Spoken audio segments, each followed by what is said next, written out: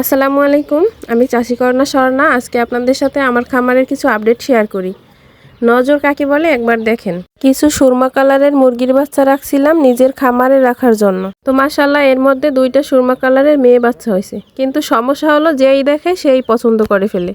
বিশেষ করে একটা বাচ্চা সুরমা কালারের, সাথে আবার দাড়িও আছে। তো দেখতে অনেক সুন্দর, তাই সবার নজর যেন ওর উপরেই লেগে থাকে। তো কালকেও মুরগির বাচ্চাগুলো একদমই সুস্থ ছিল। আজকে হঠাৎ করে 2টা বাচ্চাই অসুস্থ হয়ে গেছে।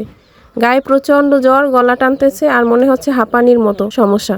সত্যি বলতে এখন আর কাউকেই খামারে ঢুকতে দিতে মন চায় না, কিন্তু বাধ্য হয়েই দেখাতে হয়, সবাই তো আপন মানুষ। তবে এটাকে বদনজর বলতেছি এই কারণেই, যেহেতু কালকেও সব মুরগিগুলো সুস্থ ছিল, আজকে হঠাৎ একদিনের মাঝেই এই মুরগি দুটোই কেন অসুস্থ হতে হলো। আরও তো অনেক মুরগি ছিল, একটাও তো অসুস্থ হইল না। তো এই জন্যই বলছি যে এটা বদনজরই। মানুষের দোয়াও যেমন অনেক ভালো, তেমনি মানুষের বদনজরও অনেক খারাপ। আল্লাহ আমাদেরকে এদের মতো মানুষের থেকে বাঁচার তৌফিক দান করুন। তো এদেরকে অসুস্থ দেখার সাথে সাথে ট্রিটমেন্ট শুরু করে দিছি। আর এদিকে আমার খামার থেকে ডিমগুলো সংগ্রহ করে নিলাম। তো মাশাল্লাহ আজকে 2বার ডিমগুলো সংগ্রহ করছি, সকালে একবার, এখন আবার সংগ্রহ করলাম। প্রায় 15টা ডিমের মতো পাইছি আজকে।